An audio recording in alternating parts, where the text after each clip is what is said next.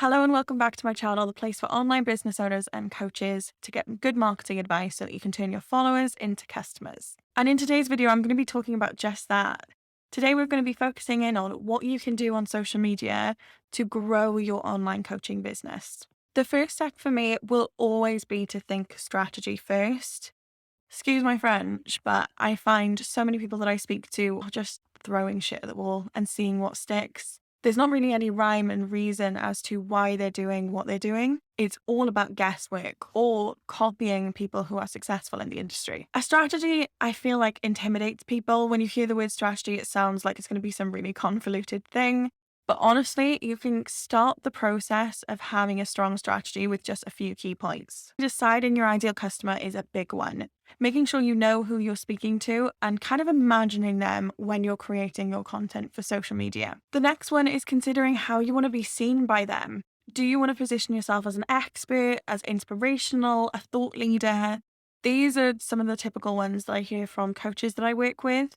But you could decide to go down a different route. Another one that I see an awful lot is if anyone sees those like lip synced reels that are actually quite funny and make you giggle as you're looking at it. Those people are typically looking to be entertaining as their focus of how they want to be seen by their audience. And finally, developing out some content pillars. Your social media channel should have a few key themes on it.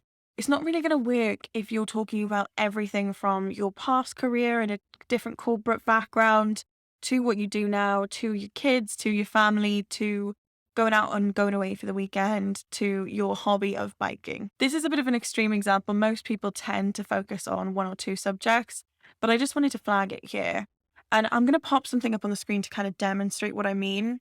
This is what I see in my head when I say the phrase content pillar. And essentially what you should think of is the roof of this diagram being your overarching theme. So for me, a good example here is my typical theme is online business. Then below that, you can see that there's a few different pillars. So this is where you get the opportunity to talk about things that are relevant to what you do, but maybe not exactly the same. So if my overarching theme is online business, what I talk about under that is education and tips of people growing their online business. I also give a behind the scenes of my business and give people some insight into the human side, I guess. And finally, the last thing I talk about is the kind of woes, the pet peeves that we have as online business owners, maybe the things that aren't so great. So think about what could your content pillars be? What could your main themes be to help people underneath that one topic? And this really helps with that kind of white page syndrome where you're looking at a blank piece of paper or a blank spreadsheet or content calendar and going, oh my God, what am I going to talk about? What am I going to post?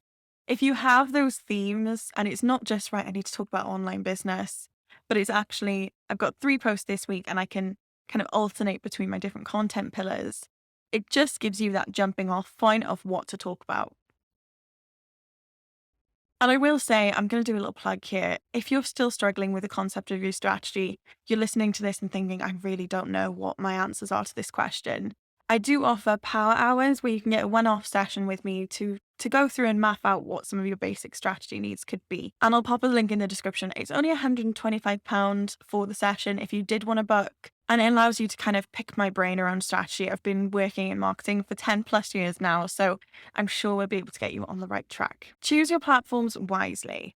This is another one that kind of ties into strategy, but I see so often coaches and online business owners spreading themselves far too thin on every single social media platform that has ever existed. You don't need to be everywhere all at once. Consider who your ideal customer is and go to the places where you're most likely to find those. Typically, I recommend having up to 3 different social media platforms that you manage to start off with. If you're already 2 or 3 years in and you've been flying with those 3 platforms, you can absolutely look to extend it. But for those of you who are still growing from zero, you're still in a couple of hundreds of followers that you're trying to build, I'd recommend that you just stick with a maximum of 3. I also think it's really important that if you're an online business owner, that you have something that is a long form SEO searchable content piece. So for me, that's my YouTube channel. You can search on Google and on YouTube to find these videos. For you, that might look like a blog or a podcast, something that's discoverable is the biggest thing here. This is a really important point around acquisition. I often get people ask me, how do you get started? How do you get those first followers? And honestly, if you don't consider acquisition in your journey, it's really tough to start the process of building and helping people find you. The last thing that I think that you need to implement is a lead generation funnel of some form. You don't necessarily need to have an email newsletter that you get in touch with all the time, but a lead generation system to help people come into your business so that you can sell to them down the line is actually so important to get started early doors. I personally prefer to send people to MailerLite when they're just getting started. It's a free system to get started with, and it allows up to 1,000 subscribers before you trigger the payment wall. I do have a couple of videos on this as well. So if you're listening going, what the hell's a lead gen? How do I do it? I'll pop on the screen a tutorial to how to set up technically your lead gen in your MailerLite account. The next piece of advice I have for you is the boring one. Be consistent. You probably hear this all the time if you're somebody who asks for marketing tips and tricks and how to grow online, but it's really, really important. And when I say consistency, I don't mean you have to be on social media every day. What I do mean is if you commit to 3 times a week, stick to it. Treat it like a rule. Think of this like your alarm going off in the morning. If you're somebody who can somehow wake up in the morning, your alarm goes off and you're up and out of bed without hitting snooze, it's going to be a lot easier for you to stick to waking up first time every time. I'm a snoozer. I hit snooze on my alarm all the time.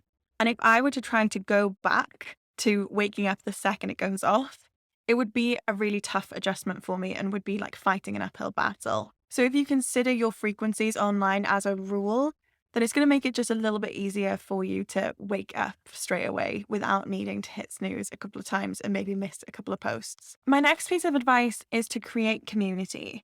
This is a really important one for growing online on your social media, but also for digital sales. Using social media to build a community around you will mean that those people intrinsically know, like, and trust you. And if you've heard that saying before, you know that that is the key to a basic sales funnel and what you need to get people to buy online. Make sure that you're actively participating in the community that you build. Comment on other people's posts. Be an active user of the platform that you are trying to grow on and build those connections. I can honestly say that I have people I look out for on all 3 of the platforms that I use, TikTok, Instagram, and LinkedIn, that I look out for their content. We may not know each other outside of it, but I would consider them a community on that platform with me. And the last thing is something that's really simple in theory, but a little bit more difficult in practice.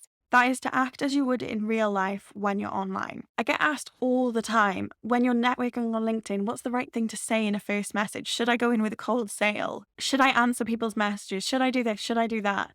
And the should is something that I always kick back to people and ask, what would you do if you were in a room with that person? If you were in a networking meeting and you were just meeting them, what would you say? That's probably going to be the right answer for how you would reach out online as well. And I think this goes for other scenarios too. For content creation, I think we all can be guilty of pretending a little bit and copying the lead from some of the big coaches in the industry.